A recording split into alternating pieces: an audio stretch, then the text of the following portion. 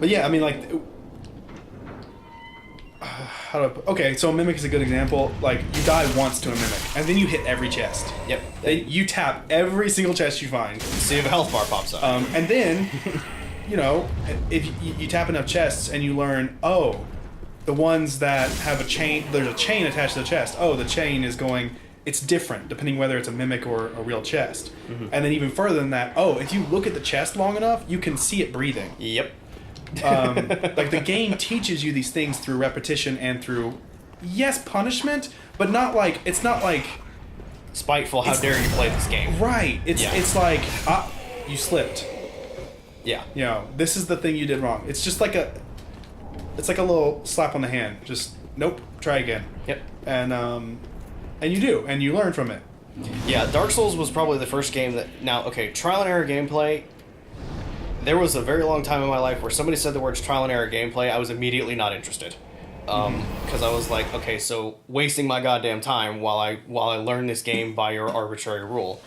Yeah. Dark Souls changed that because it does a really good job of striking a balance between... Estes. Yeah, that's why we're here. It does an excellent job of striking a balance between giving you the information you needed to prevent a death, because dying is how you learn this game. It's just that simple. Probably upgrade our swords too. Yes. Yeah. Dying is how you learn this game. It's just that simple. And it does an excellent job Also, we don't need of devaluing death as a state of failure, both in the game and in lore. Oh, yeah. It does not cost you anything to die, hardly. It costs you something that's mostly inconsequential, with one exception. When you die, all of your money... upgrade our swords. I know. Just needed to have the money thing on the screen. At the bottom right, down there. Oh, yeah. You have your souls, which souls you gain from killing enemies, selling items, etc. It's both currency and it's your experience. You spend your souls to level up. When you die in a Dark Souls game, you leave a bloodstain. And all of your souls are left on that bloodstain. If you can at least get as far as you did last time, you can pick up your bloodstain and it costs you nothing to die. Because all of your souls are returned to you. So, a good example of that coming into play is if you died because, you know, you slipped. You weren't paying attention and crap, I should have dodged there. Okay, I know better. You died because you made a mistake, and more than likely than not, you can get back to that point, no problem. But if you died because you got impatient, because you rushed forward, because you put yourself in a situation that you shouldn't have, then the game is punishing you. You're probably not gonna get those souls back. If it's because you ran into a giant mob, it's gonna be a lot harder to get those souls back because you didn't actually get to that point. You just rushed in. Yeah. That's another thing about the game, is that the game is not. It's not unforgiving. The thing about the game is that it what was I gonna say? It's here. Oh, go ahead. Can't talk and play. Yeah. Faith 10. Yeah. I can't get it up to 10 yet. Yeah. Go ahead. Controller switched. This is Gabe again. It's hard to talk and play. Yeah. No, it's a thing. Oh man, this idea is crucial. Oh, it's that, okay, knowledge is how you win this game. Here's an important point about, a lot of people have a misconception about Dark Souls, and a well-designed, challenging game is that, it'll just kill you out of spite. You just have to die your way through the game. All right, these are skill gate enemies. If you can beat these, you can beat anything in the game. Lothric Knights. But, hang on, I got this. Watch out. Oh, it's useless. Ow, shit. Hang on. I got this. You know what would be more useful for breaking his guard? A guard break. Oh, he's gonna punch? Oh, he's not. Okay. That was a surprise. Ah! That always has more reach than you think it does.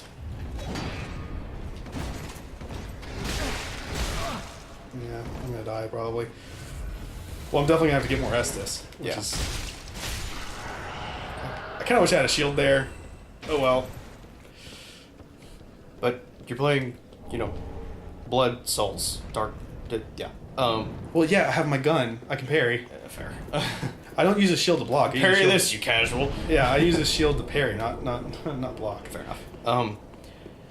But yeah, the thing, a common misconception about Dark Souls, which an understandable one, admittedly, is that Dark God Souls damn it. just kills Fuck it, I'm kills you just gonna for, run. Just run. is that Dark Souls just sort of kills you for playing it, and you have to just learn where it's going to kill you and avoid it. Not really. You learn this game by dying to it, and knowledge is how you get better at it. What? Wait, where did he come from? He dropped down the staircase.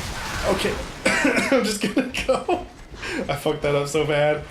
It's the thing. Oh, I know what to do. Die. Yes. Shit. Okay, so like I was saying. I haven't played in so long. Okay. And this is the kind of game you can get rusty at. The important thing about Dark Souls is that every death is preventable. That's an important difference between, you know, dumb Kaizo games that just kill you despite you for playing it, like, haha, this is a hard game. That's not a hard game, that's BS. And that every death in Dark Souls can be prevented if you accept that sometimes you're gonna have to die to know how to avoid it the next time.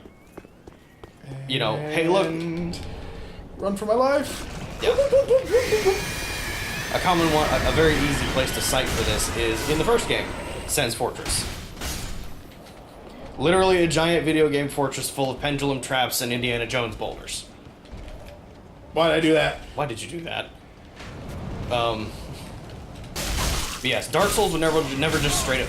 Dark Souls doesn't just straight up kill you out of spite.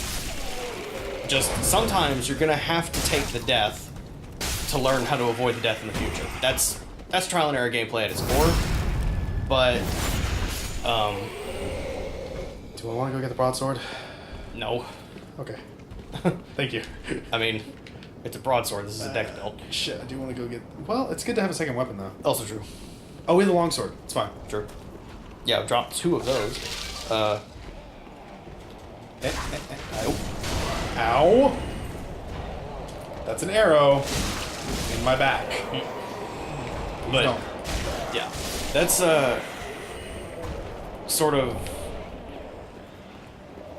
that's part of what I like about that. Something about Dark Souls as well that I, in particular, found really surprising and a pleasant surprise is that whenever I died in Dark Souls, I immediately knew it was. Sorry. Oh, he's aggro too. Yep. You should heal. I'm not gonna fight him. I'm running. I know, but you know, just in case. Just Just in case. What? Just in case you get stabbed from all the way across the room. Yeah. But the Haha, ladders. His only weakness. I swear to God, if he comes down that ladder. he might be able to climb down the ladder. Also, you have friends. Yeah. I bet he can climb down that ladder. Please don't. Mercy. Or he'll just drop on your head and take a shit ton of fall damage. Please don't. Okay. I don't think he's coming. It's probably like, yeah. Yeah. But something about Dark Souls in particular that was a very pleasant surprise to me is that whenever I died especially when I was first playing through Dark Souls 2, whenever I died, I immediately wanted to try again because I was also immediately armed with knowledge that I wanted to put to the test. I was like, oh, okay, I can beat this if I do this. And I immediately wanted to try again and figure out and, you know, improve it. Oh, I shouldn't have run. So this game also, here's something else that this game does is it's challenging, but it also is and this is true of all the Dark Souls games. I don't know about Bloodborne, maybe. Gabe would.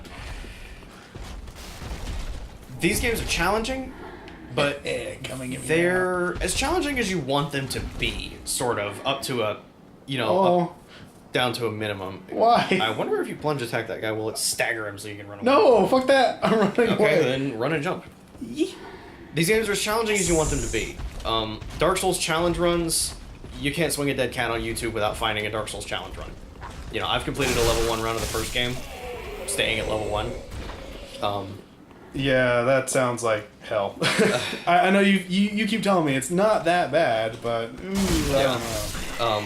I mean, I wouldn't terribly mind doing one. It doesn't take that long in the first game either. Yeah. Why? But you know, Dark Souls challenge. The way this game is structured and formatted is very much like those old school video games, like the Mega Man Buster only no damage run.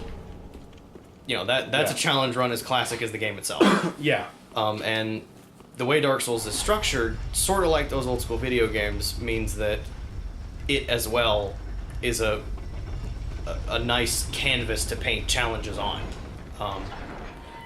But if you're just playing through it casually, you can minimize a lot of its infamous difficulty.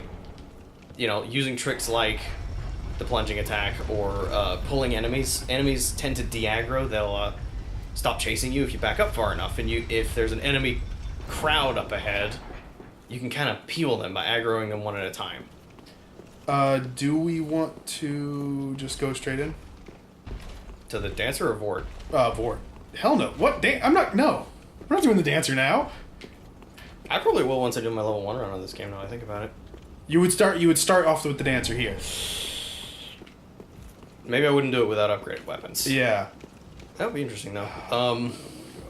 But I gotta go fight them at some point. But I want a bonfire. Yeah, I was gonna say Vordt might. Vordt might be easier than them, honestly. Yeah, unless you can separate them. Even then. Yeah. Well, once we kill Vordt, I can upgrade the rapier a little. Sure. And the rapier murders them. Actually, spear murders them too. We should have gone and gotten Grey Rat. Because he sells the S-Stock. That's actually the only place to get it. Yeah. So yeah, since we're passing the controller here, we've kind of made a centralized character build. Something we're both kind of familiar with and good at. Yeah. God damn it. Yeah. Well, good is a relative term. I'm actually not used to playing dual swords or dual anything. I was going to say that his weapon of choice is the S-Stock, a thrusting sword. Or really any of the thrusting swords. Well, okay, any kind of longsword style weapon, just sword, and yeah, thrusting weapons, and a shield. These are maybe not my best weapons. These weapons right here, the starter weapons, imagine that, for the dexterity-focused class, are some of my favorite weapons in the game to use. They're just so cool. Show off the 2 enemies that way. They're just not that practical, though. I really like them. They're great. You have no defensive options. That's kind of the point. I don't... They're also excellent. They're also excellent for stun locking enemies, which is something that's a big deal in this game. There's no one to summon here. Let's just do it. You're not embered. Well... Also, no, there's not. Unless you've beaten the Swordmaster. No, we didn't. Yeah. I mean, we could go all the way up and grab... Nah, don't worry about it. Okay. I'm just gonna go for it.